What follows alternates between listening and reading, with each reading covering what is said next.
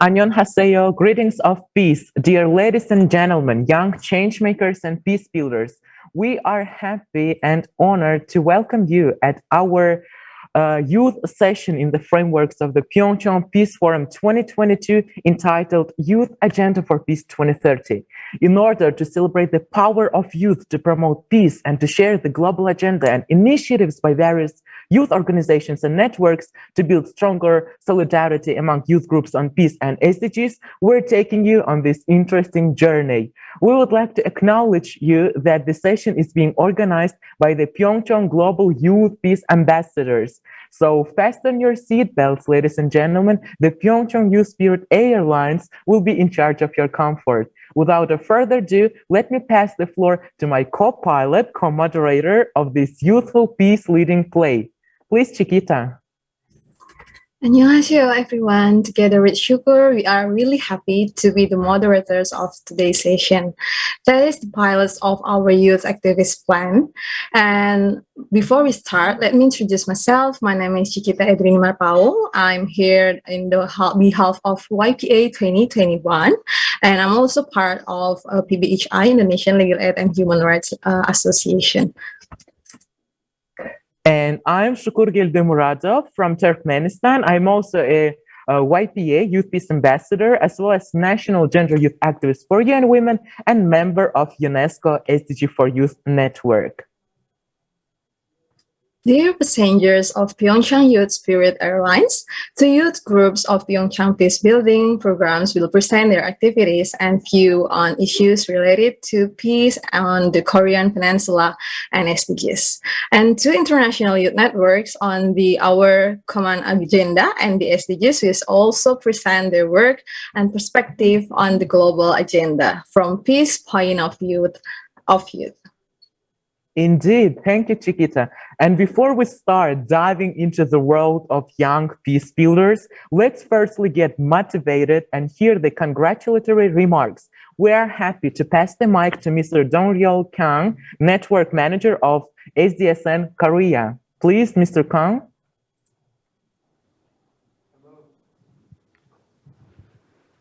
Good afternoon and good evening and good morning, global citizens. My name is Kang Dong-ryol from SDSN Korea. I am a network manager of SDSN Korea, and I'd like to thank you to participate in this wonderful forum and being a part of this forum. And today, I would like to emphasize this forum, and especially this session is really important because we're gonna discuss about our 2030 agenda as a news and for the youth. So please be focused on this agenda, and especially we invite various speakers from all around the world. So please focus on our session. And so I'm gonna start my welcome remark. So I would like to share my personal experience and personal history of my family, because my grandparents came from North Korea during the Korean War, and in their generation, the global threat was the physical violence. And couple of decades later, my parents, in 1997, in Korea, we have some economic crisis caused by IMF. Yeah, mostly IMF helps the developing countries, but in that case, we have some suffering period in some reasons. And suddenly, my father fired by his working field, and my family kicked out from our home, and we became a kind of so-called the stray dogs. Like, so I spent several years quite tough, and decades years later, I became adult and be a youth activist to build a peaceful world and sustainable world. And nowadays, the threat which invade our daily peaceful life is climate crisis, right? And become the year and years, this kind of various threat accumulate and accumulate. So nowadays we are facing physical violence and economic violence and climate violence, and these are all made by humankinds, right? And I expect today this very talented and bright and delight youth delegates, they're gonna suggest a new pathway to solve this kind of various problems which upon us, and I expect they can create new solutions and introduce new kind of best practice for all. And lastly, I'd like to emphasize these things. So basically, the concept, the definition of sustainability announced in 1987, in the Brundtland report, right? Development that meets the needs of present generation without compromising the future generations' needs, right? But as you know, it was 1987, and I born in 1990, and some of our delegates born in 2002 or 3 or so on. So now the future generation becomes the present generation, and we are stand on the cliff, right? We don't have much time, and the doomsday is coming. Yeah, so I truly emphasize this session is really important. So keep focused and stay tuned. And thank you very much to be a part of this wonderful forum. Thank you very much. Thank you so much, Mr. Kang. Indeed, the future generations that we were always talking about are becoming the present generations, right? Now, since we're electrified and inspired by you, let's get started with our first speaker. We'll hear from Mr. Sean Lu, our fellow PyeongChang 2021 Global Youth Peace Ambassador. Please, Mr. Sean, and we have 10 minutes.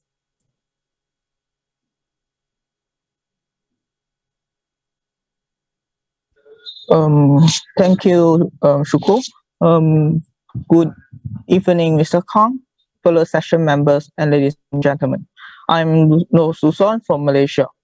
So I would like to present the PyeongChang Youth Peace Ambassadors as peace builders.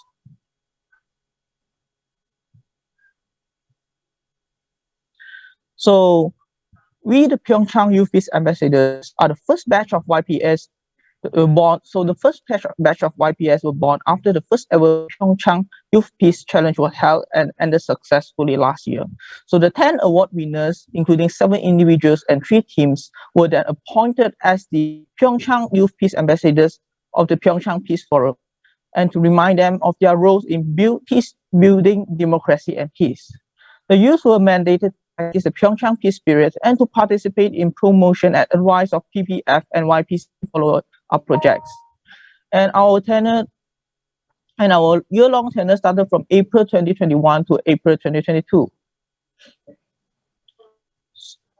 So we the YPAs consider ourselves as a transnational youth organization, as we have members from all around the world, from North America to Asia. The members originated from Canada, Turkmenistan, Indonesia, Republic of Korea, Tanzania, Sri Lanka, Pakistan, and the Philippines.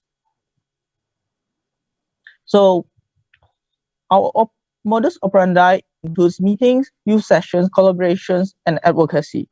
So after a year-long tenure, we have affiliated ourselves to 2 conferences, published 3 documents, and donated 1 million Korean won.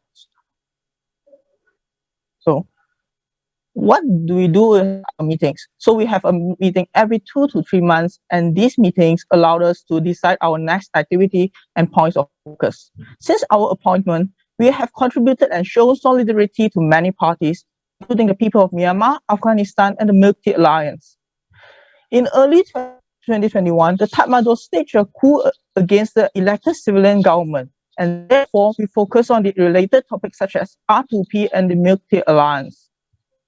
In May, the May 18 Gwangju uprising became our new focus, and we brought 2 more important resolutions by the United Nations Security Council into our discussion. They are the UNSCR 1325, which focus on women, peace, and security, and the UNSCR 2250, which focus on youth, peace, and security.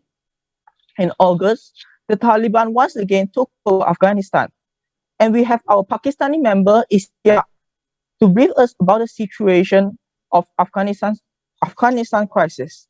And in September, the United Nations Secretary General published the OCR report, which was also brought into discussion by us.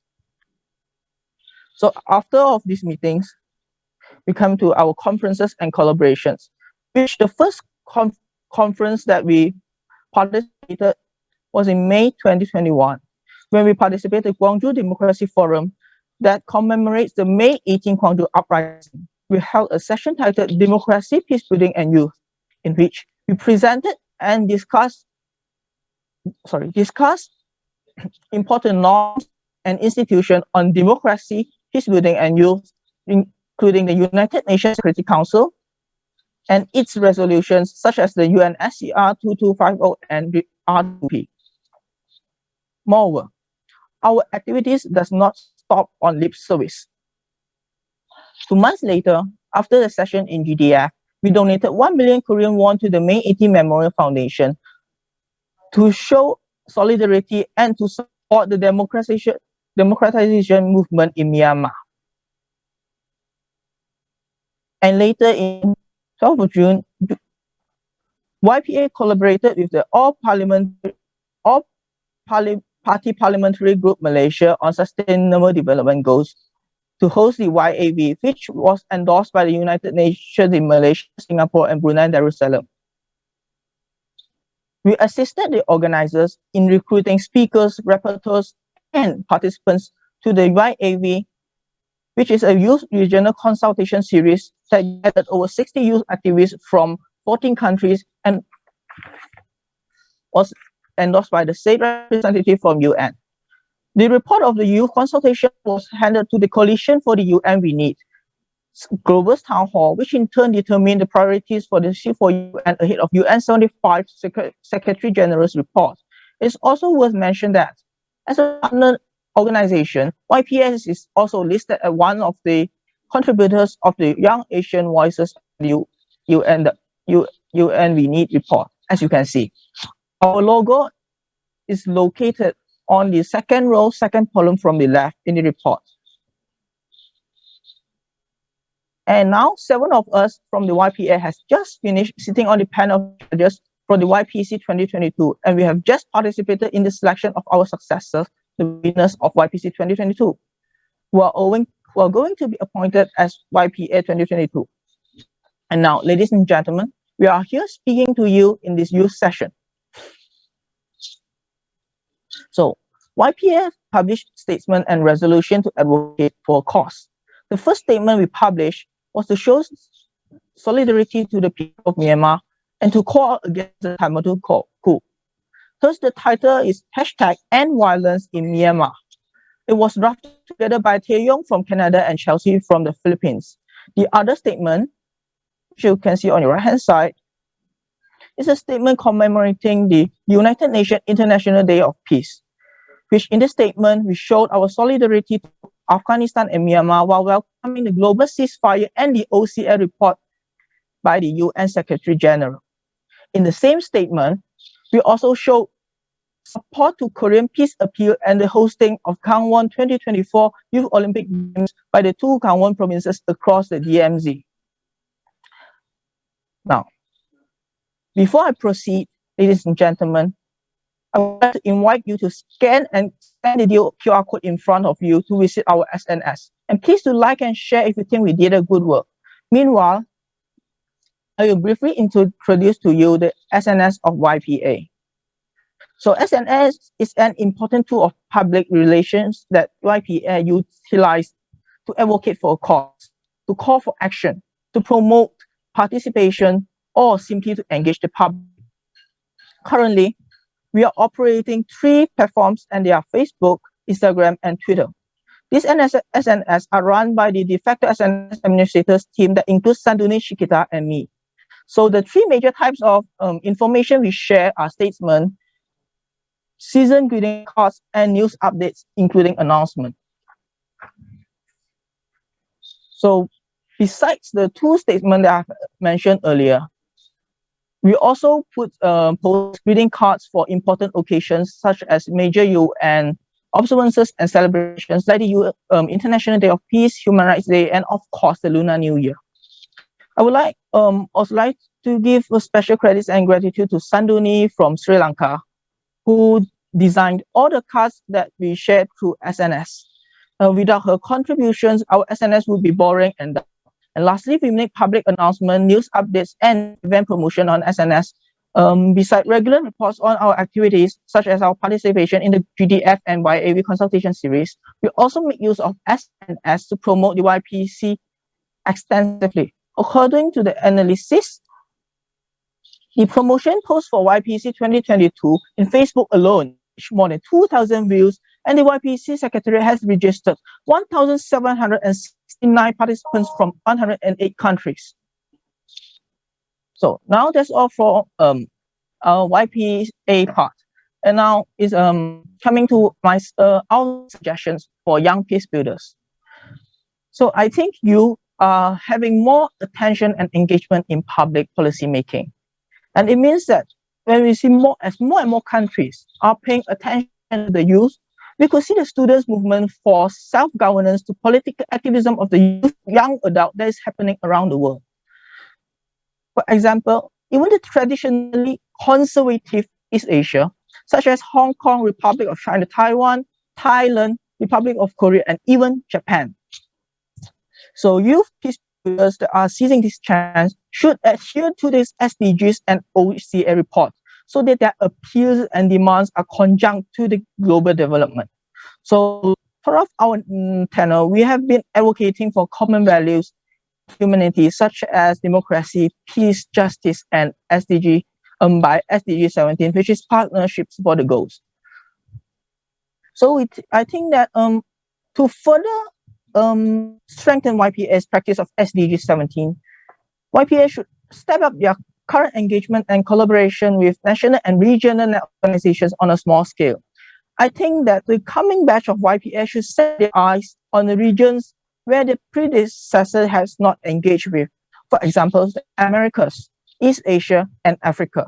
This could be easily done as the YPA 22 they are more diversified, or they have more diversity in terms of memberships. And furthermore, I think YPA as you could practice and advocate for multilateralism from a grassroots level. To quote the OCA report, which says, we embrace global solidarity and reinvigorate multilateralism. To reinvigorate multilateralism.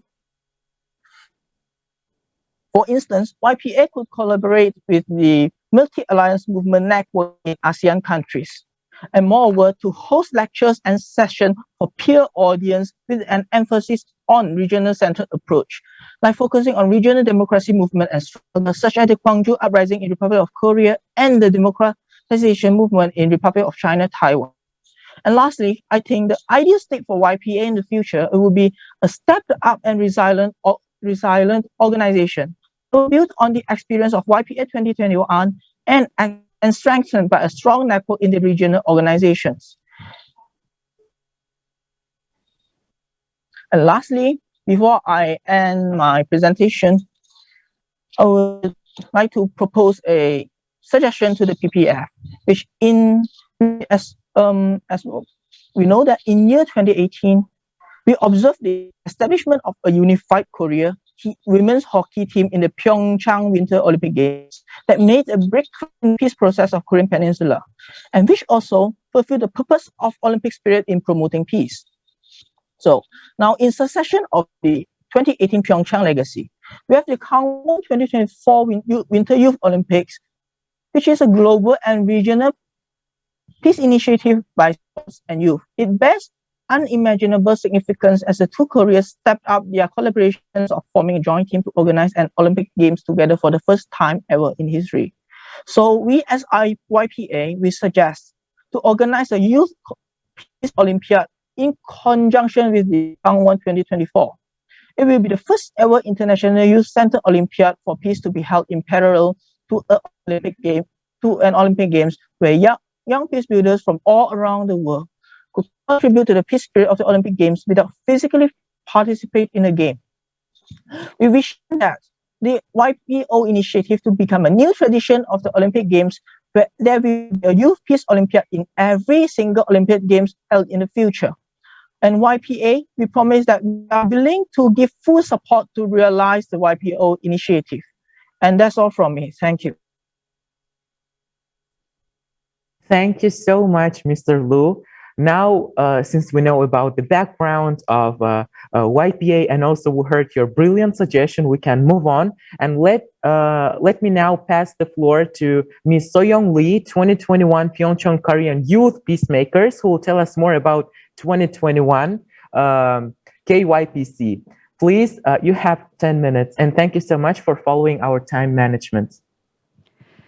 네, 안녕하세요. 2022 평창 평화 포럼에서 유스 피스메이커스에 대해 발표를 맡은 이사영입니다. 전 이번 발표에서 2021 평창 평화 포럼을 시작으로 달려왔던 지난 1년간의 과정을 되돌아보는 시간을 가져보고자 합니다.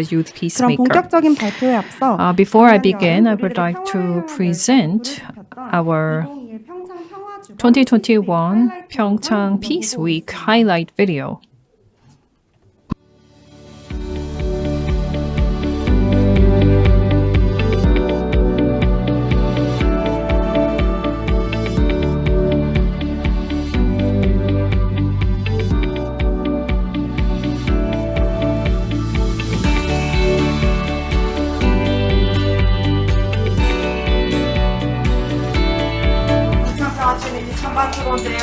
결선을 시작하겠습니다.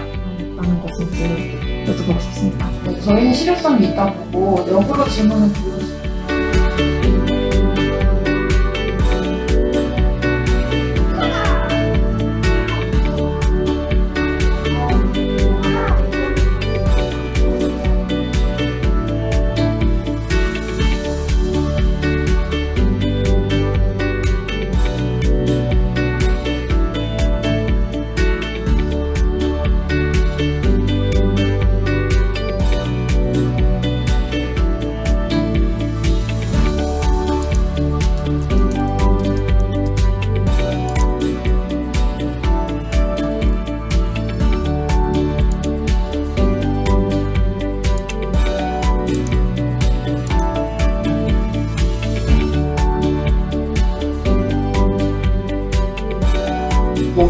평창 올림픽 정신을 기리고 그 평화 정신을 실천하기 위해서 평장의 이후 2021년 세계 평화의 날 기념식을 시작하겠습니다.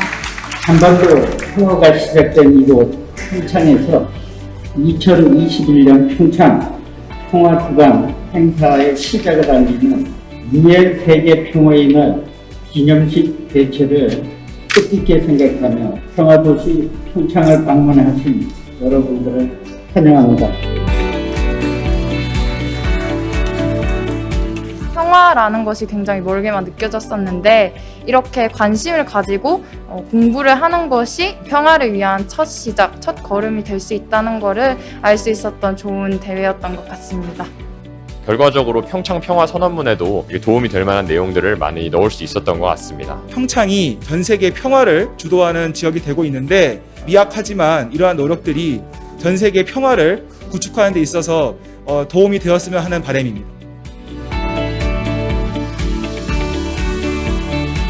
이번 챌린지 활동을 통해서 저는 평화에 대해서 좀 다각적으로 생각할 수 있었던 기회가 된 것 같습니다. 세계 시민으로서 이제 글로벌 리더로서 어떻게 행동해야 될지 생각할 수 있었던 기회였던 것 같습니다. 오늘 포럼에서 논의된 의미와 내용을 잘 정리해서 2022 평창 평화 포럼 반영할 계획이며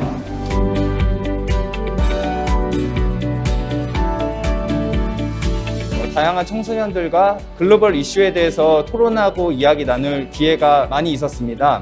계속해서 평화에 대한 공부를 해나가고 싶다는 생각이 들었습니다. 다른 에세이 대회들과 다르게 이렇게 참가자분들과 모여서 평화에 대해서 이야기를 나누어 볼 수 있다는 점이 이번 평창 평화 챌린지의 색다른 점이어서 저는 굉장히 좋았고요. 그리고 또 고등학생의 신분으로서 다른 대학생 언니 오빠들 그리고 평화에 관련된 많은 교수님들과 많은 이야기를 나누어 볼 수 있어서 너무나도 좋은 기회였던 것 같습니다. A declaration that we hope will be the start of a new era of peace. 이처럼 저희는 평창 평화 선언을 선포합니다. 평화의 시작! 새로운 평창!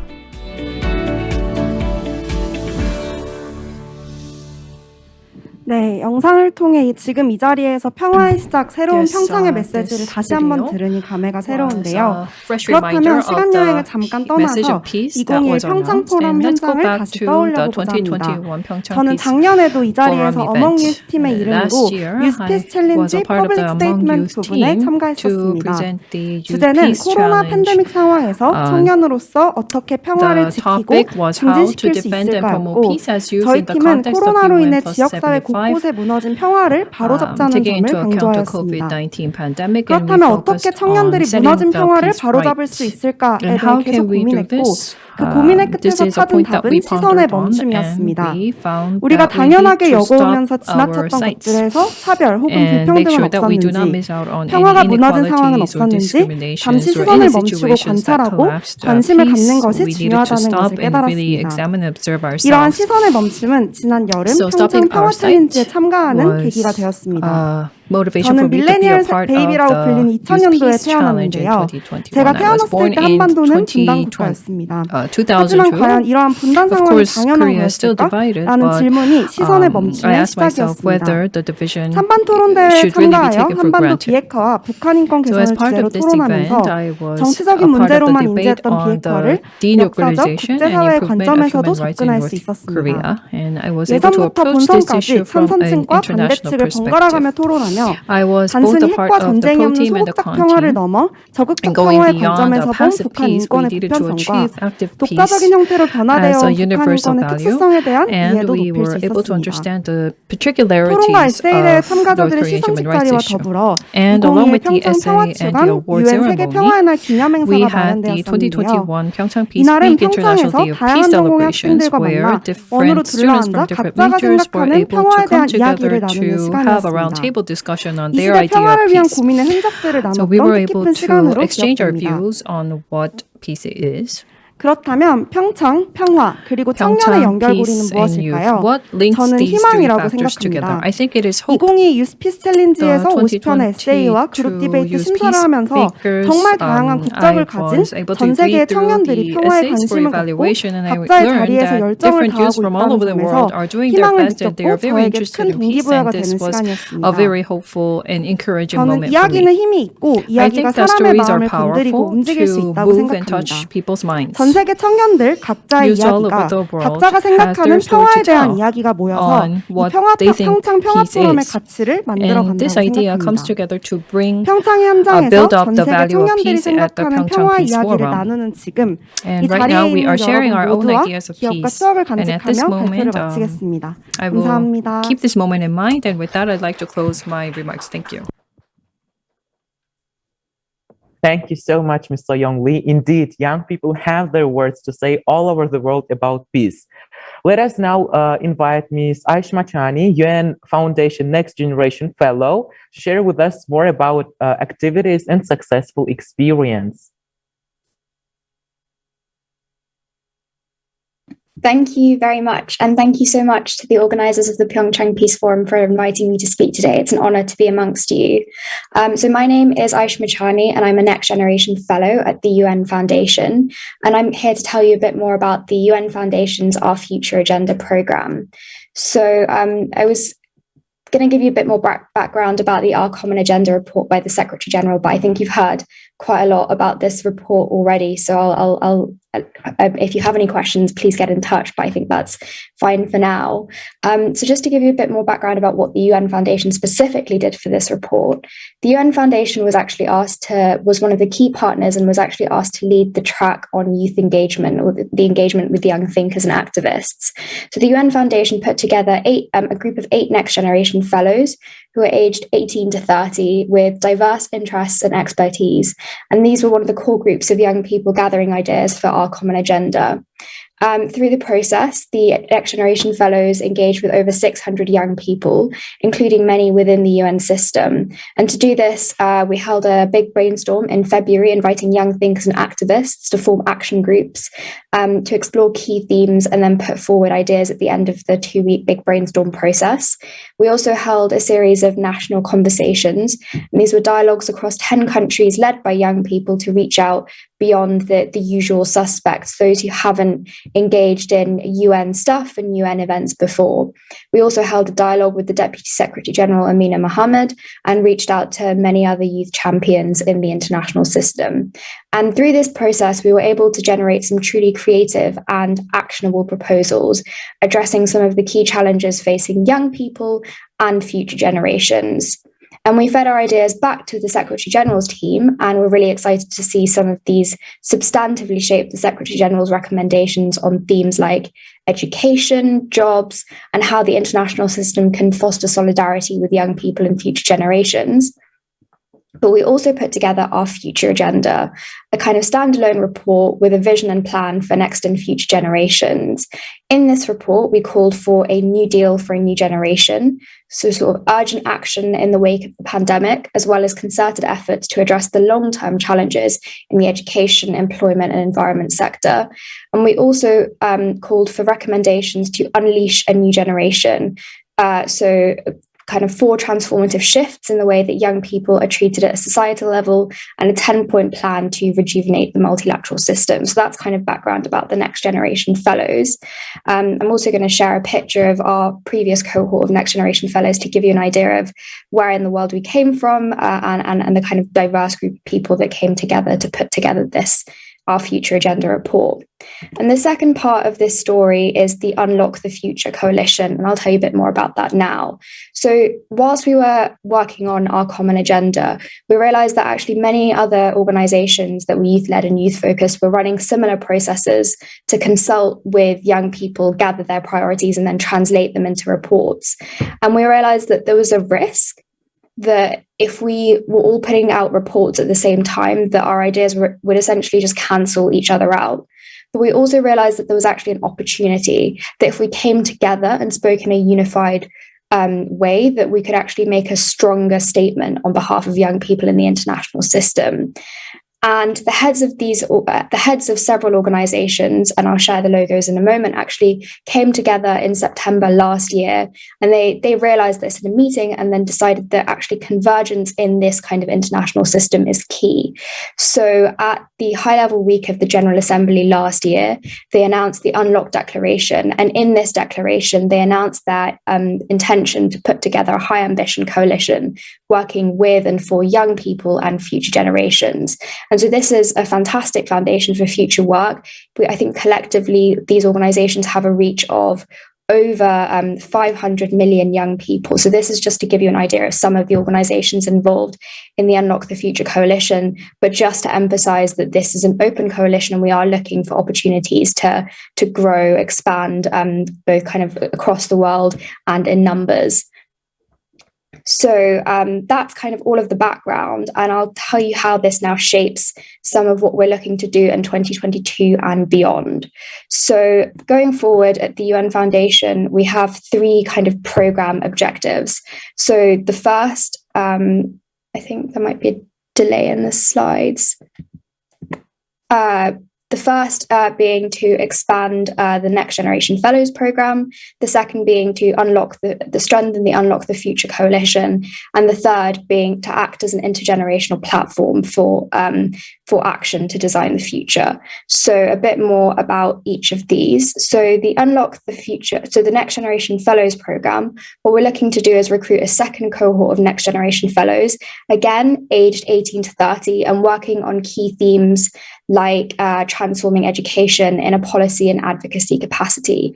I think we see these Next Generation Fellows as parallel to the senior fellows in the UN Foundation, and that they'll have kind of a two-part role. So the first, to extend the UN Foundation's reach to external young people, like acting as a conduit between the organization and young people all the way to the grassroots level across the world. But the second role will also be to shaping our engagement with young people within the UN Foundation, looking to see how we can actually rejuvenate the UN Foundation from within. So this, and then the second goal that I mentioned, as I said, was the Unlock the Future Coalition. In the Unlock Declaration, the heads of organizations kind of committed to advancing shared goals, fostering opportunities, ensuring that young people from all backgrounds are at the heart of the international system, and collectively increasing funding. So the question is now, how do we fulfill these promises as the organizations that made them? I think the kind of what we have in mind is obviously to strengthen the relationship within the organizations already in the coalition, but also to expand the coalition and identify champions across the international system. So national leaders, UN officials, and anyone that can support us in our work. And the third objective, as I mentioned, is kind of intergenerational action to design the future. So we, based on our common agenda, the ideas from young people that went into our common agenda, but also the consultations of the other organizations in the Unlock the Future Coalition, we've identified 6 key themes for youth action. So the first, so transforming education, the question of, how do we repair damages after the pandemic and make up for lost learning? But also, how do we address the kind of long-term global learning crisis in which many students are out of school and those that weren't learning? The second being jobs and economic opportunities. So the problem that young people are entering the workplace without the skills they need. They're struggling to find work and they face discrimination and abuse in the workplace. So that's kind of the second theme. The third being climate and sustainability, the issue where young people are inheriting a planetary emergency that they didn't cause, and leaders aren't listening to them and implementing kind of equitable and effective climate action. And we saw this at COP26, and maybe COP27 will be the change, but that kind of remains to be seen. The third piece around inclusion, justice, and intergenerational equality. So as we know, young people are not a homogenous group. The opportunities facing young people are kind of different across all backgrounds. So our question is, how do we ensure that those from disadvantaged backgrounds have the same opportunities as those from more privileged backgrounds? And I mean, I think the kind of question about I think this is exactly where the youth, peace and security agenda fits in. How do we make sure that we're working with all young people in advancing this agenda and in a way that no one is left behind? The kind of fourth key theme then is representation. So at the 75th anniversary of the United Nations, countries came together and promised to listen to and work with youth. So how do we make sure that the UN Foundation actually fulfills this promise, whether that's through initiatives like UN Youth or in making sure that more young people are included in country delegations? And then the final theme that we picked out is this theme of future generations. So current projections suggest that 10.9 billion people will be born by the end of this century. So that's more people than are currently alive today. So that this group of people are essentially a silent majority. They don't have a stake. They don't have a say in what's being decided today, but what is decided today will inevitably affect their future. And there's an important global dimension to this, because these people are going to be born in the countries which are currently suffering from global inequalities. So our question is, how do we prepare for these people of the future and for demographic shifts associated with this? So we want to be, through the Next Generation Fellows Program and the Unlock the Future Coalition, a platform for collaboration and action across all 6 of these themes.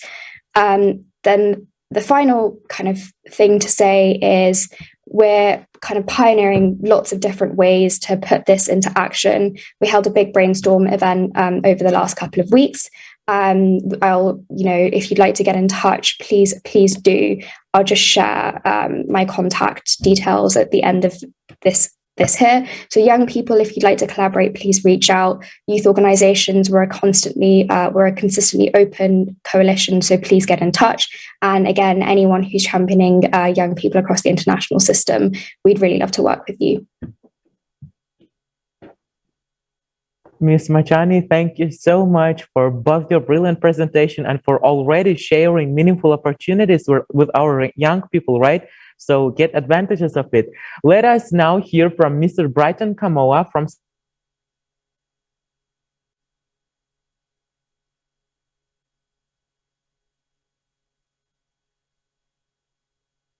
Sustainable Development Solution Network, SDSN, Youth, and introduce to the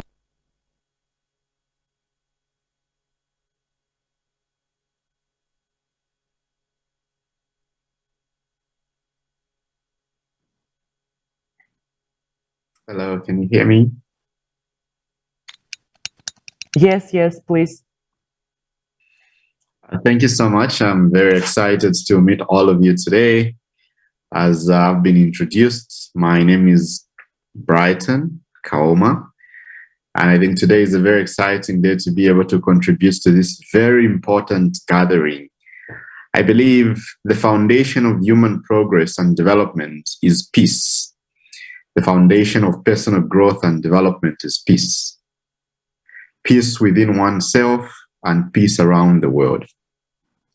So for me, having an opportunity to come and share my thoughts, my ideas, and tell you a little bit more about the work that we do at UNSDSN Youth is such a huge privilege and honor. I would like to equally thank all the organizers of today's event for being so instrumental, being so proactive, and for bringing us together in a manner like this.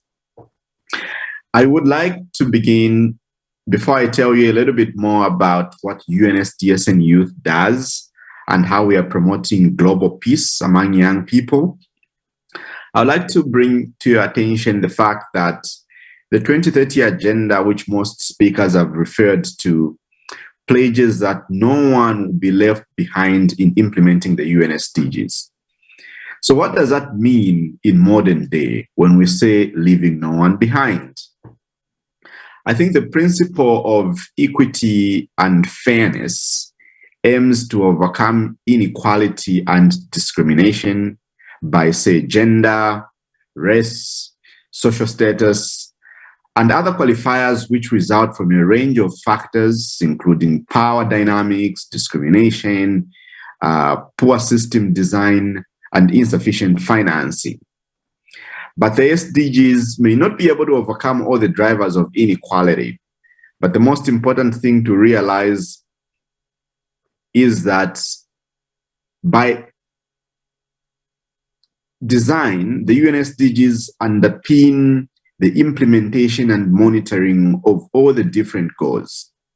Recently, the United Nations Secretary General had released the 6th transformation. And the 6th transformation to leaving no one behind provides specific guidelines and principles that can help us think about ways through which we are monitoring and implementing the UN SDGs. I would like to give you specific examples. For example, when you look at health outcomes are undermined by inequalities. For example, some health strategies must address the needs of the most vulnerable. And you discover that the most vulnerable might not have peace if they don't have good health conditions in which to grow and thrive. But similar considerations apply in education. For example, we've seen protests around the world against the social cost of strategies to decarbonize energy system in Europe, in Africa, and the United States. But these strategies can only succeed if it is underpinned by the leave no one behind principle. So whatever we do should focus primarily on emphasizing the fact that we don't want to leave anybody behind, irrespective of where they're from, irrespective of how they look, irrespective of what language they speak, irrespective of their age. everybody should be included in the transformation agenda. And this is essentially what SDSN Youth does. And I'll be able to share my slides so that I can be able to run you through what we are currently doing within the SDSN Youth.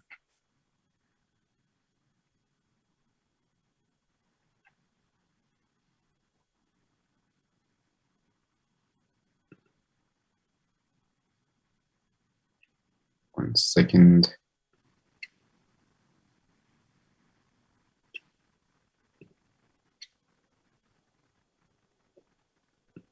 Thank you so much. I'm assuming you're able to see my slides. So basically, the SDSN Youth was established essentially to mobilize youth networks to achieve the UN Sustainable Development Goals. And over the years, SDSN Youth has focused primarily on helping young people from around the world to acquire the right skills for them to be able to localize the UN SDGs in their communities. As most of you already know, the Sustainable Development Goals over the years have focused primarily on ensuring that countries are supported to monitor and implement their specific goals. And over the years, we've read through research and through experts that we have specific divides. We have poverty, where over 1 billion people continue to live in extreme poverty. Environment is being degraded, and we are seeing biodiversity being threatened. Species are being destroyed. And at the same time, we're seeing a burgeoning of income inequality. And we've read through research that 26 people own as much wealth as the poorest 50%. But at the same time, we've observed that we have challenges in terms of global cooperation, which I believe the PyeongChang Peace Forum focuses on primarily. How can we promote global cooperation in order to ensure that there is progress and human development around the world? So we are seeing all these key challenges affecting communities, these key challenges affecting young people disproportionately. But at the same time, we see that young people have the energy and the power to be able to mobilize and create action. But at the same time, as we implement the UN SDG goals, we see that we are 43 years behind schedule toward achieving the UN SDGs. And recent reports compounded by COVID-19 pandemic suggests that 0 countries are on track to meet the Sustainable Development Goals. And this already suggests that we have a lot of work to do, including ensuring that young people are at the center stage of implementing the UN Sustainable Development Goals. But we are very strong in believing that young people want change, both in terms of ensuring that they live in a planet that promotes sustainability, a planet that supports human rights, and a planet that also promotes education and reduces inequalities. And we believe that young people, even when we look at numbers, they are strategically positioned to be able to create change. And we've, over the years, realized that we are in a generation where we have the most connected, the most tech-savvy, the most exposed younger generation than decades before. It's for this reason that the UNSDSN Youth has, over the years, become one of the world's biggest networks of young leaders working towards the Sustainable Development Goals. We strongly believe that by putting young people at the forefront of the world's efforts to achieve the Sustainable Development Goals, we'll be creating a world that is very altruistic and at the same time, a world that promotes universal human rights. We are not only backed by a global network of young leaders, but we are backed by a global network of young, enthusiastic, and determined young leaders who are localizing SDGs around the world. And as you can see, we have global networks in the Americas, in Africa, the Asia Pacific, and Europe.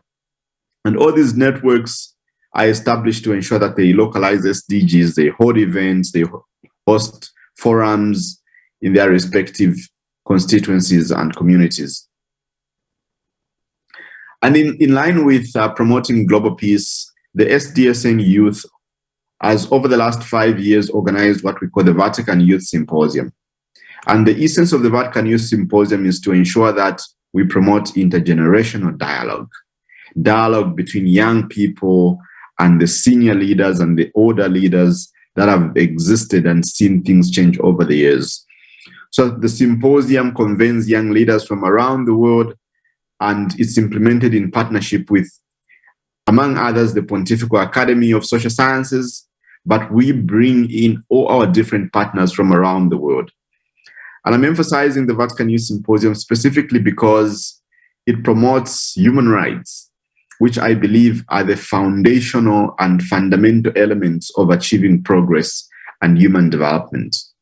And this past December 2021, we brought together leaders, including Princess Eugenie of York. We brought the Prime Minister of Barbados, Maya Motley. We brought so many CEOs and opinion shapers in both government and public sector that came to engage in productive dialogue about promoting global peace, promoting human rights with young people within the UNSDSN Global Network, but also among our member organizations. We are also guided by 3 key pillars of impact, which is education, collaboration, and innovation. And I'll speak entirely about collaboration. I'm a strong believer of collaboration because it's through collaboration that we are able to create massive impact. It's through collaboration that we are able to meet in a manner like this and engage in productive dialogue. It's through collaboration that we can eliminate conflict globally. It's through collaboration that we can be able to engage in conversations that can allow us to resolve conflict. And collaboration is important because without collaboration, we can't achieve the goals which are universal. Collaboration also allows us to become global citizens, people that believe that my action, be it in a country like Kenya, might impact somebody in South Korea. My action, be it in Bangladesh, might impact somebody in the United States. So collaboration allows us to think globally and act locally, which is essentially the mission and vision of SDSN Youth, to be able to empower young people with the right skills and tools they need to localize SDGs through partnerships and collaboration. And this is also anchored on SDG number 17, which emphasizes partnership for the goals and collaboration to achieve sustainability. Mr. Kamola, I'm sorry for interrupting. I just want to listen to you more and more, but to ensure that we have sufficient time for other speakers as well, could you please finish your presentation in a few words? Absolutely. So this is my summary slide. This is my last slide. Over the years, we have, as SDSN Youth, mobilized over 3,000 program members. We have over 750 member organizations. And I would like to encourage you to be able to look up our work on sdsnyouth.org. But at the same time, I would like to leave you with a few words. Always think globally and act locally. Promote peace in your local community. And those small actions might inspire people from around the world. And I look forward to collaborating. Please reach out on LinkedIn, reach out via our website, reach out via email. We'll be very happy to explore ways through which we can collaborate and partner. Thank you for having invited me, and I wish you nothing but a very pleasant forum. Thank you so much, Mr. Kamoa. Indeed, think globally and act locally, right? And now the time has come to give the floor to Ms. Muzna Siddiqui, the winner of the Youth Peace Challenge 2022. Ms. Siddiqui, please tell us, how was it, your experience, your emotions, impressions? Please, you have 10 minutes.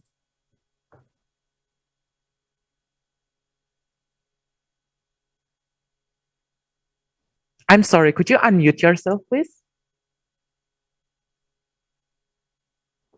Sorry. I hope that's the only hiccup I have today.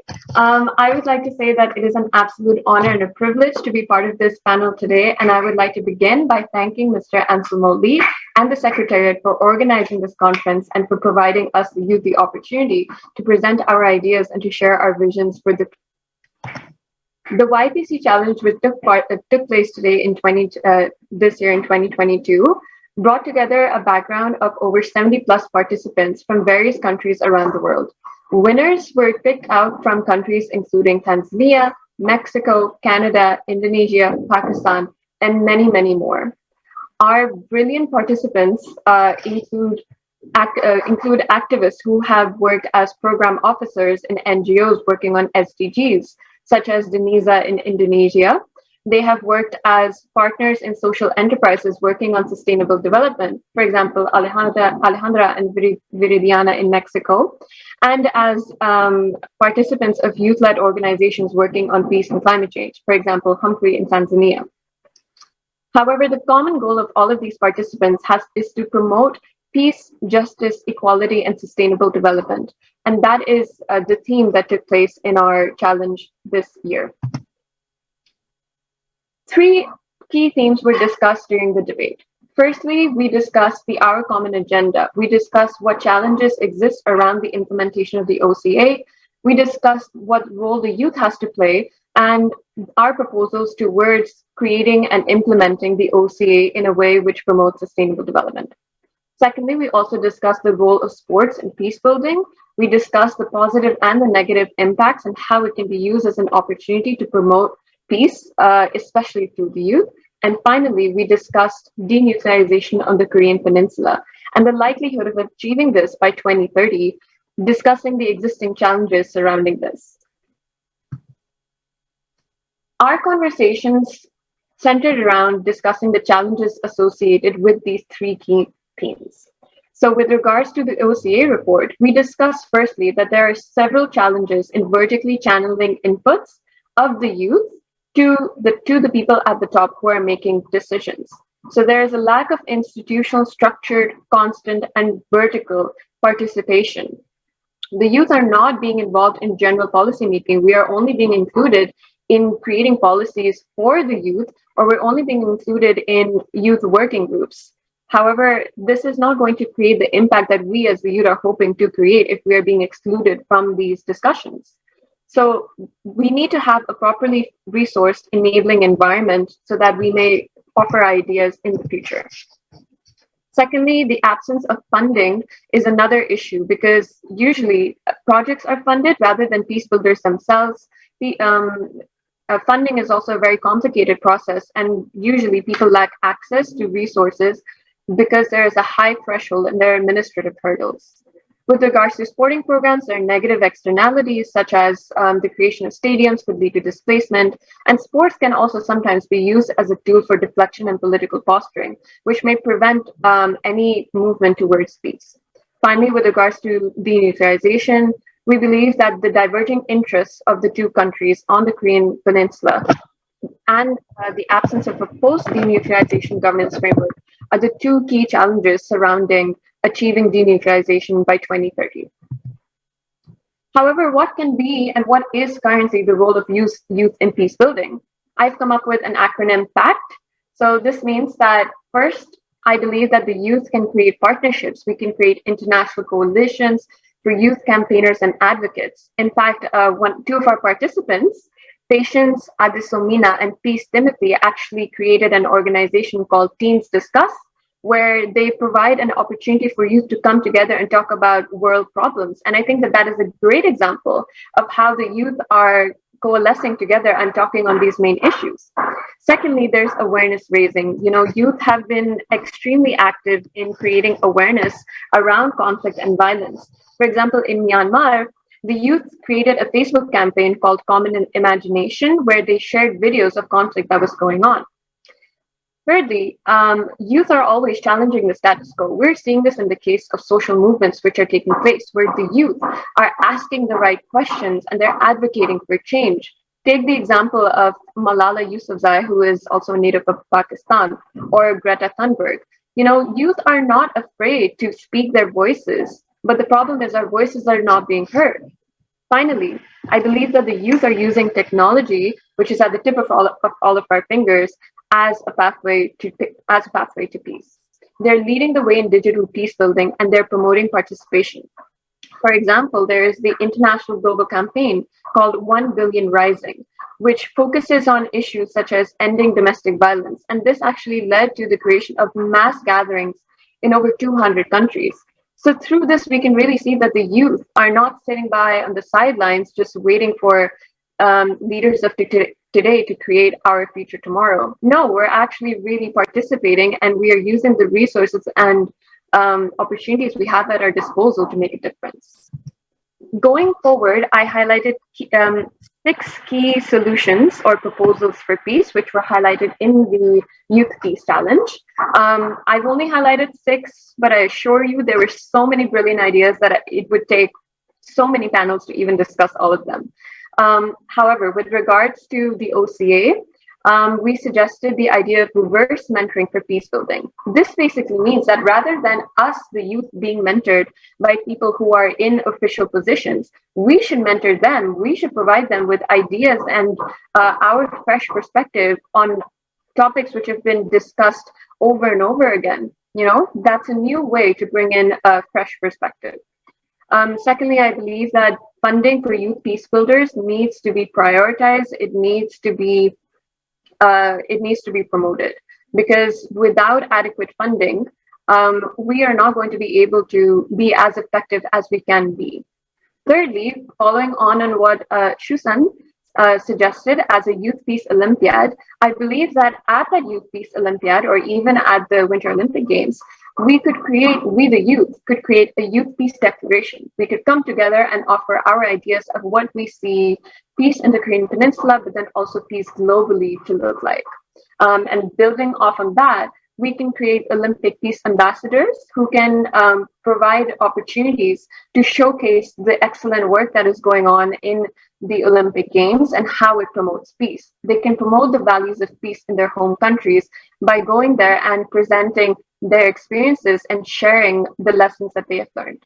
Finally, with regards to proposals for peace in the Korean Peninsula, first and foremost is the youth can create awareness on denuclearization. As Brighton said, think globally, act locally.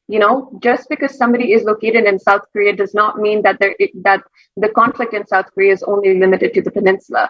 Therefore, students and the youth all across the world should use the platforms that they have, whether it's on social media, whether it's through political offices. They should use that to create awareness on the prospects for denuclearization. And finally, I believe that a post-denuclearization governance framework needs to be created right now before denuclearization takes place. Because although it's very easy to focus on the main issue, which is how are we going to get denuclearization happening in the first place, we also need to think ahead. We also need to start considering what peace will look like sustainably after the peninsula is denuclearized. What will economic governance look like? What will political governance look like? And given the fact that we, the youth, will be most impacted by this, we should be brainstorming right now. We should be coming up with ideas and solutions and policies right now so that we don't have to scramble and wait for the future. So all in all, these were my proposals, and I would like to thank all of the speakers in this panel who have provided such brilliant insights. And I would also like to thank Chiquita and Shukur for being excellent moderators of this discussion, and I really look forward to answering all of your questions in the future. Thank you so much. Thank you so much, Ms. Musna, for giving us a specific proposal about peace and how to create peace and for the Korean Peninsula as well. All the peace builders, we are now going to start the second part of our session, which is discussion. We have now 6 brilliant discussants that will also share their thoughts, comments, and ideas about the presenter's presentation, and perhaps add an additional suggestion about the role of youth peace building. For the first discussion, I will pass the floor to Ms. Ji-eun Kim from Youth Level Political Forum. The floor is yours.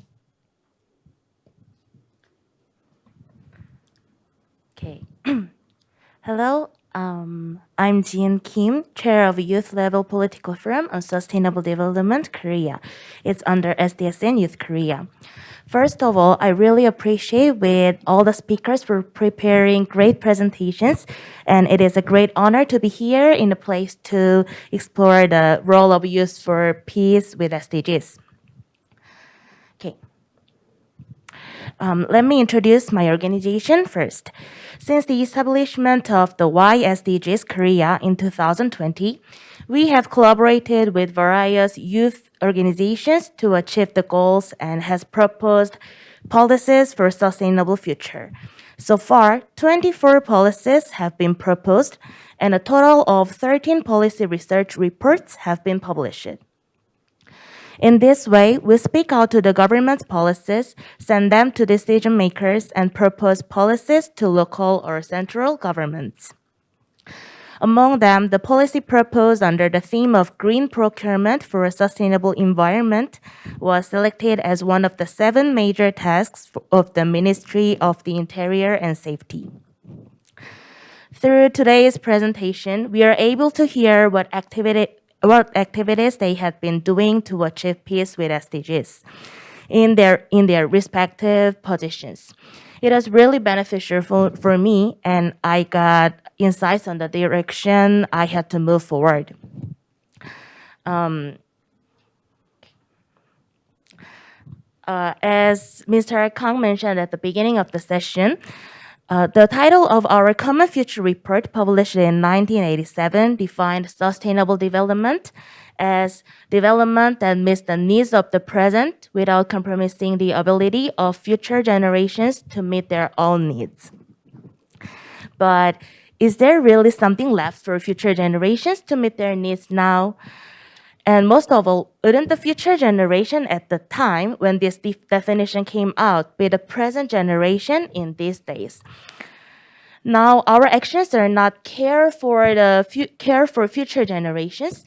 SDGs or their underlying peace is now an action for present and our survival. Nonetheless, we are witnessing an era of conflict. Ideology, system, and other political logic precede any other future agenda. So to solve these problems, as the presenter said earlier, our young people have made various voices so far. Also, I think everyone who came here expressed their voices in diverse ways. However, it is still indirect, and it is unclear whether decision makers are following our opinions. In this regard, I was so impressed with Aishwara Makkani's presentation that we youth need to get an opportunity to participate in decision-making process. So I also think about Peace Hackathon to make our voice more directly and powerfully.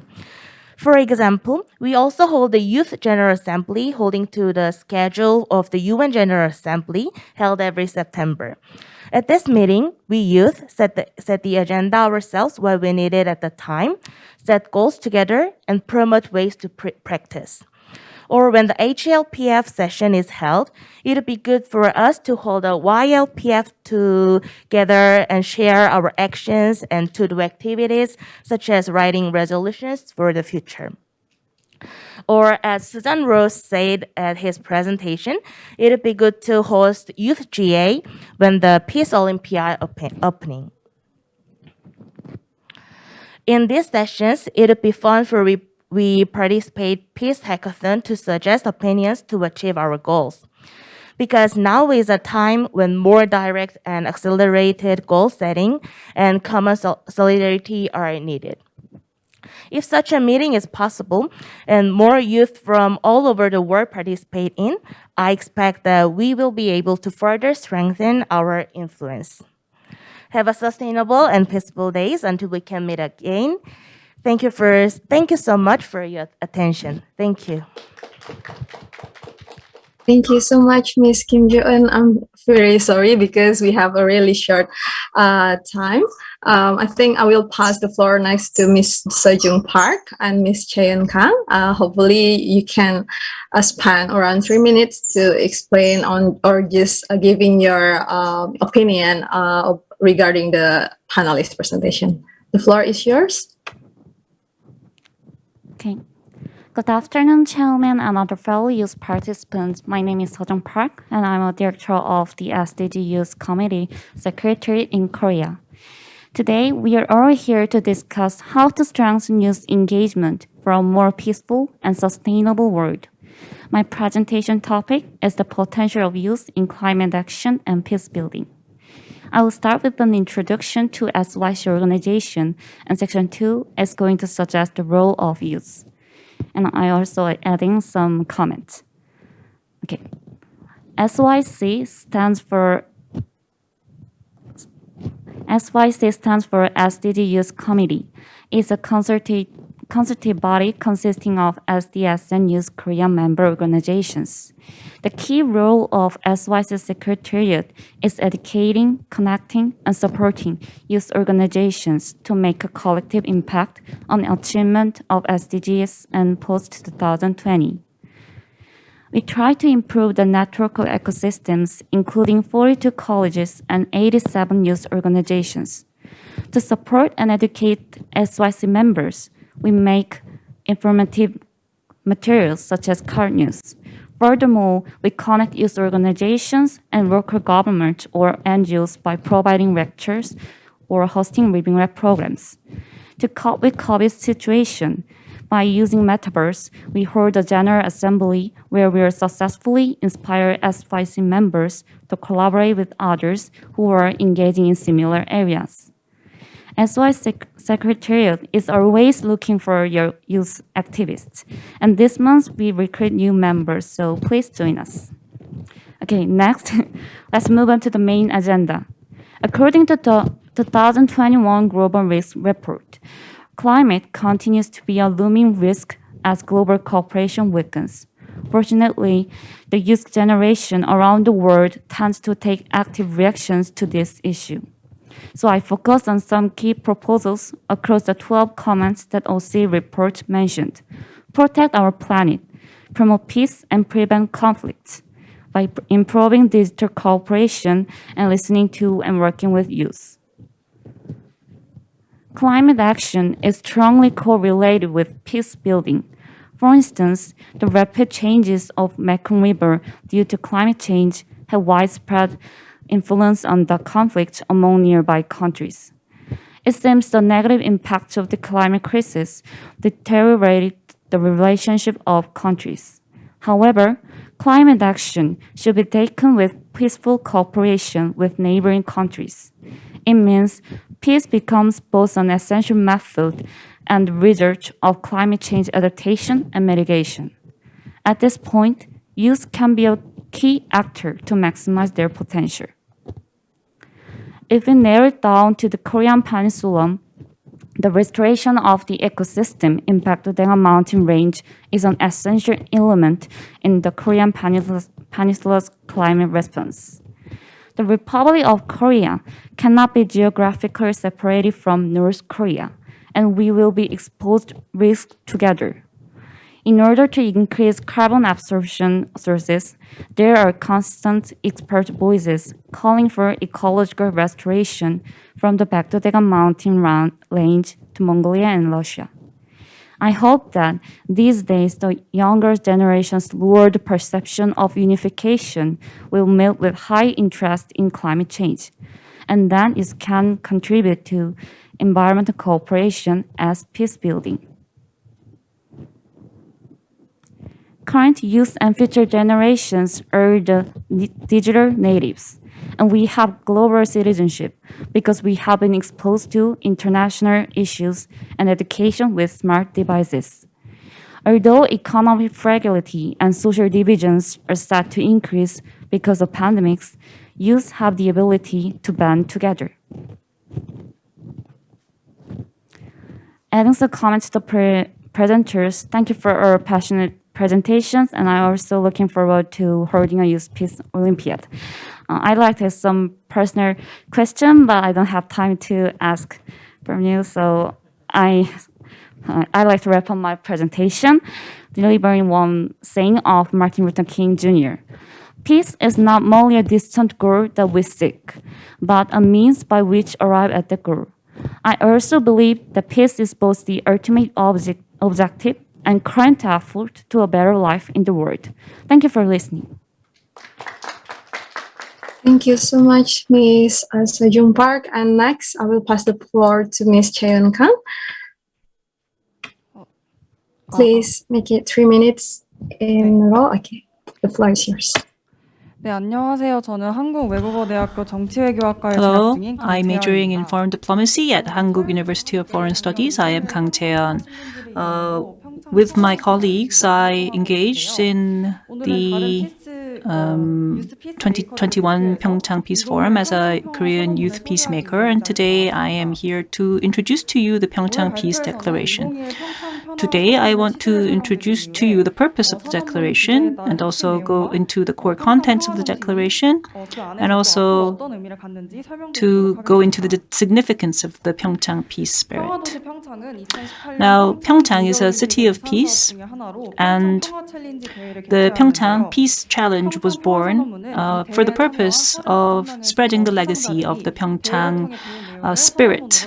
And the declaration holds the spirit very concisely. And we became peacemakers, where we announced this declaration and also submitted it to the UN General Assembly.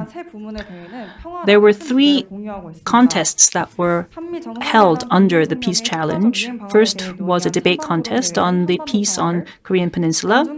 Also, there was an essay contest on peace on East Asia. There was also an essay contest B on transnational peace, which spoke on issues of COVID-19 and how to overcome them. Now, these 3 contests spoke of different issues, but it covered our past history from the end of the Second World War up until now, and we were able to determine some common denominators.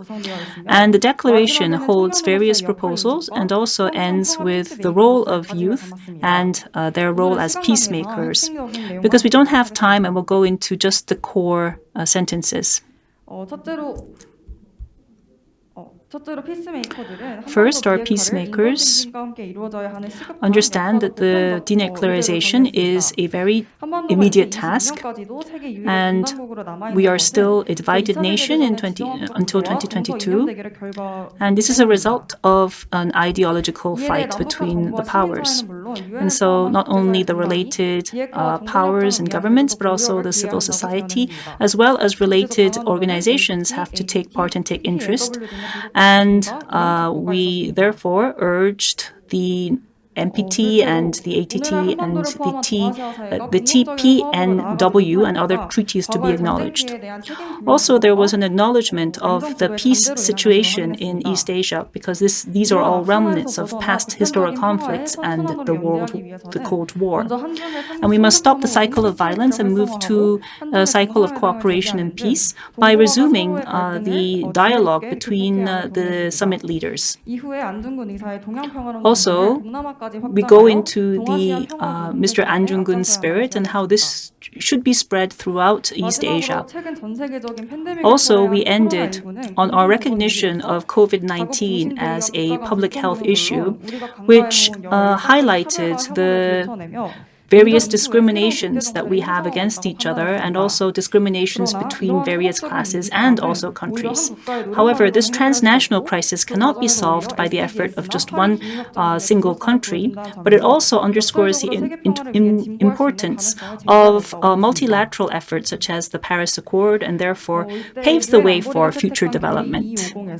Also, Security Council Resolution EE 2250 underscores the importance of the role of youth in issues such as environment and climate, as well as employment. And so we recognize the role that we should play in this.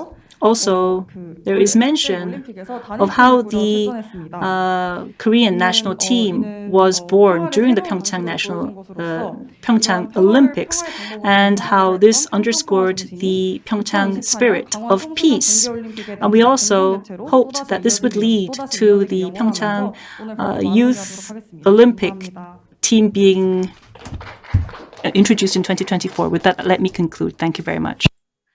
Thank you so much, Ms. PyeongChang, for sharing your thoughts, comments, and ideas.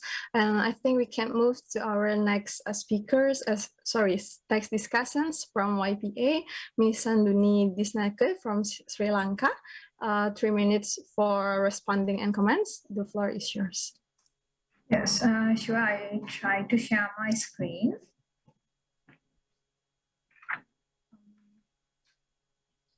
Yeah, I think.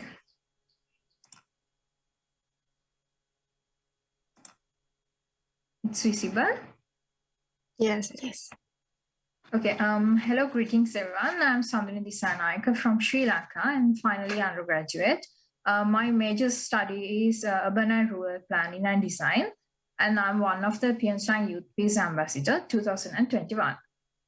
Throughout this year, appointed as YPA, we have completed several important events. From them, I have to remind about our participation on Gwangju Democracy Forum, Young Asian Voices, Youth Consultation, and donation for 1 million Korean donor for Korean Won for democratization movement in Myanmar.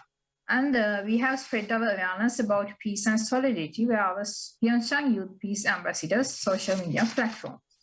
Now, I would like to describe some of the suggestions about the role of youth for peace building. As the future of our world, young generation have key role to act. In here, volunteering is one of the best action youth can take to promote peace and solidarity among society. Volunteers can contribute to increase trust and social cohesion in communities as the part of efforts to sustain peace and prevent conflict. In connecting with the key commitments of OCA report, by volunteering, youth can directly engage with leave no one behind, protect our planet, promote peace and prevent conflict, place women and girls at the center, build trust and improve digital cooperation.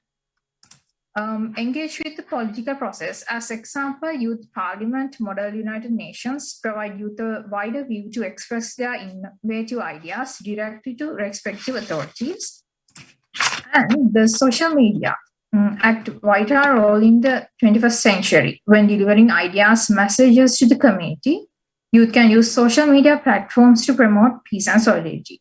Social media offers new perspectives in understanding conflicts, context, and expand peaceful voice and shape the public political narrative. This provides new spaces for people to connect, coordinate, and mobilize around peace. Especially, it connects people who have different perspectives about religions, cultures, and peace, who belong to different nationalities and regions. But here we have to keep in mind about respect others' opinions on SNS, stop spreading false data. And also art and peace building has inseparable bond. Ending violence conflict needs societies to take leap of political imaginations. These artistic communities, such as painting, music, and drama, are often uniquely spread to help and promote new thinking by enabling people to see things differently. Artists help to spread the message of peace quicker than anything else within the community. And as Sean mentioned, having Olympiad parallel to each Olympic Games will widen the opportunity to young people to engage with same-age youth, exchange their ideas, and it will definitely promote learning about peace building through identifying their strengths and weaknesses. This learning process will validate knowledge about peace building and improve young people's critical thinking and help look into peace and work in the world in new perspective. From that, I would like to end my discussion, and thank you very much all. Thank you very much, Ms. Sanduni. And next, we also have Ms. Imani Lubunga from Tanzania and also part of YPA 2021. The floor is yours.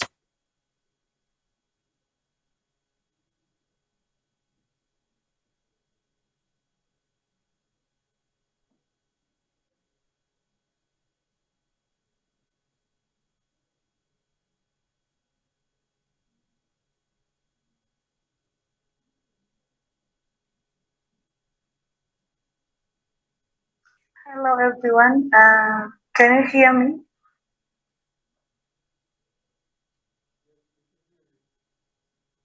Can you hear me? Yes, Miss Imani. Okay, thank you so much. I'm Imani Henrik from Tanzania, a journalist by profession, just graduated last year, and currently I'm working with King's FM as programs director, and Youth Peace Ambassador for 2021. Actually, it has been a great experience being Youth Peace Ambassador. It has been an opportunity to learn, network, and gain new experience from my fellow ambassadors from across the world. It has opened a lot of opportunity in my country, as I've been invited in national and local media to share my experience and to share my insights about youth roles in promoting peace. And also, I've been invited in the Parliament of Tanzania to witness the process in the Parliament and also to share my experience in YPC.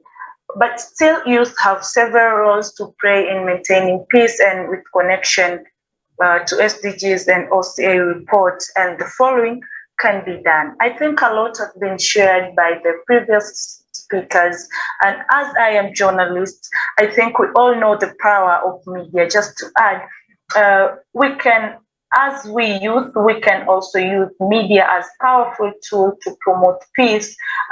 This include local media, national media, international media, and social media as well. We can use social media platform by doing a social media campaign to address peace and security issues, but also having discussion and debates about peace maintenance in our respective countries, continents, and global at large. But also we can initiate analog and digital campaigns about peace. And the last thing, as peace or as youth also, we have kids at home, so we can just play a parental role by teach our kids about the importance of peace, as we know all that peace should begin at home. So parents should teach kids the importance of peace and showing love and care for others. This will generate the spirit for them to promote peace and to see the value of peace and love to each other. Thank you. Thank you so much, Ms. Imani, for sharing your perspective as a journalist and also share some of your initiatives for the role of the youth. And also we have next Ms. Chelsea Joserezo from Philippines. 3 minutes for your floor. The floor is yours. Hello, good afternoon, everyone. Thank you to everyone who organized this event, and thank you also to my fellow young people who share the same passion as I am in advancing peace in the Korean Peninsula and beyond. So I will share my screen first. Can you guys now see it? Yes, it is. Okay. So almost half the global population is under 30 years of age, but the average people in the government or parliament is 53 years old. What does it tell us? It tells us that young people are never at the center of political decision making. Anchoring on the social and political context of the current times, the new normal has exposed the cracks of the global balance. It has also exposed the worst of humanity by highlighting inequality and political turmoil. Personally, I suggest that there should be more spaces for youth to engage in the political process. Just like the creation of the PyeongChang Youth Peace Ambassador, there should be more international organizations for young people to voice out their opinions and the theories that they think can change the world. So why is it important? So that more young people around the world can be energized and mobilized to do their parts in advancing peace-building initiatives and projects and in promoting civic participation. Young people, in reality, are the most disadvantaged and the most affected sector during political turmoil. That is why it is only crucial that we participate in advancing peace and human rights, not only in our home countries, but at global scale as well. Young people, therefore, should become the co-creators of the future that we envision to become, a future of peace, equality, and development. To end my point, there is a Filipino saying that goes, kapag namulat ka sa katotohanan, kasalanan na ang pumikit.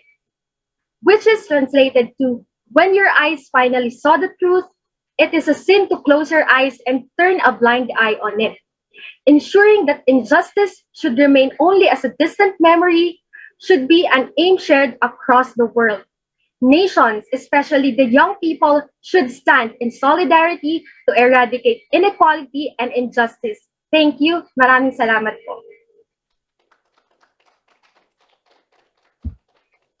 Many thanks, Ms. Chelsea. And now, interrupting, dear all, we would like to acknowledge that this youth session, we would like it to be meaningful for you on the spiritual level as well. So as we started with congratulatory and motivating remarks, we also would like to end our session with such congratulatory and inspiring words too. So now we're honored to give the stage to Professor Anselmo Lee, advisor to PyeongChang Peace Forum and Youth Peace Challenge. Professor Lee, please. Okay. Thank you very much. I'd like to congratulate and thank you all the organizers and speakers of today's session. This is the last event of YPC, Youth Peace Challenge of 2022. Because tomorrow there will be a closing ceremony. There is the award giving formally. I'd like to just remind you of what is ahead. We discussed a lot of ideas. I want to, from yesterday and the today discussion, there are some milestones coming 3 years. So I just want to remind you as a common reflection and action point. Before that, I think you remember what UN Secretary General said is a congratulatory message, right? He said about PyeongChang peace spirit. Let's prevail the PyeongChang peace spirit, the Korean Peninsula and beyond. So I think whether you are PyeongChang Youth Ambassador, peacemakers, our common mission is to carry out all kinds of activities to spread out the spirit of the PyeongChang in your own country and also internationally. In that sense, next year, finally, we can meet next year, right? So Corona is going to be over soon. So finally, we have all the PyeongChang Youth Ambassador 2001, 2002 together to discuss something more concrete. That's the first one. So here, next year, February. And before that, September, we have also another event, PyeongChang Peace Week. Because as you know, 25th of September is the day of adoption SDG agenda. And then 21st is a UN Peace Day. So from 21 to 25, these 5 days we declare as a PyeongChang Peace Week. But you can declare your country. It can be Dar es Salaam Peace Week.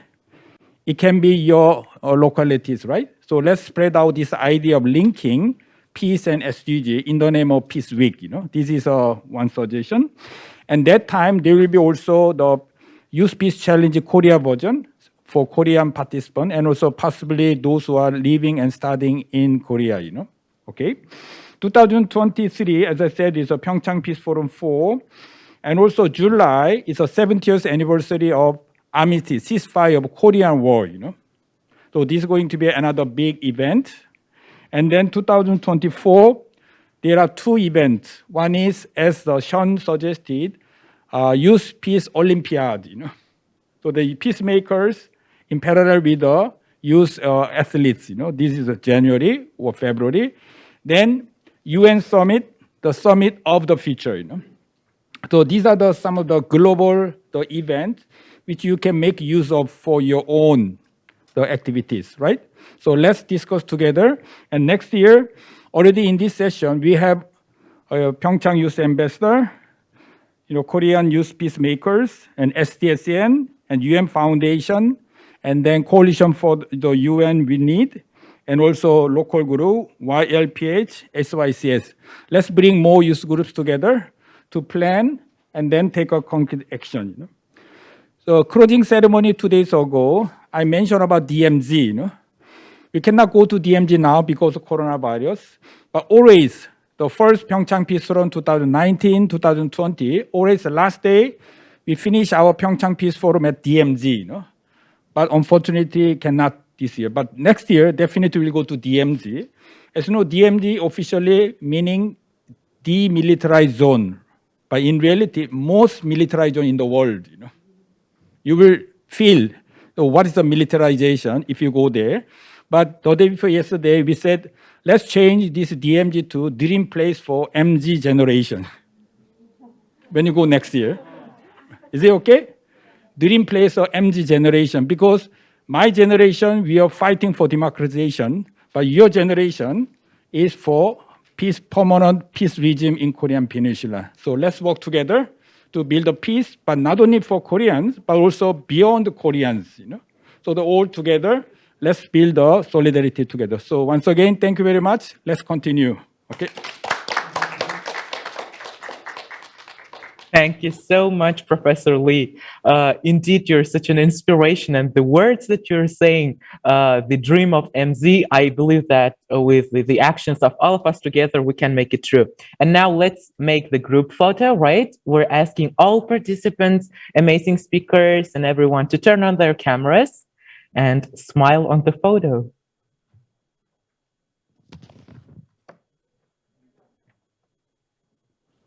Okay.